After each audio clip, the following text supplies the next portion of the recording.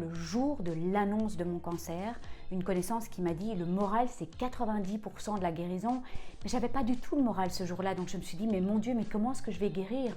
C'est très difficile de trouver les bons mots pour consoler une personne malade. Les malades font face à des maladresses ou à des mots de réconfort qui sont parfois un petit peu à côté de la plaque parce que c'est de la mésinformation, ou parfois même à des propos qui sont déplacés, qui peuvent faire très très mal.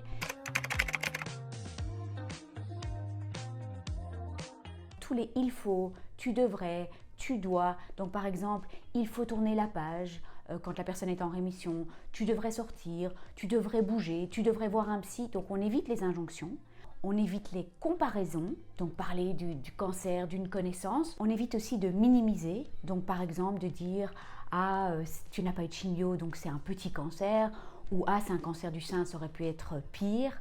On évite aussi les conseils non sollicités et les leçons de morale, comme par exemple « Tu trouveras la vie tellement plus belle après » ou « Tu n'es pas la seule dans ton cas » et on remplace tout ça par un gros câlin.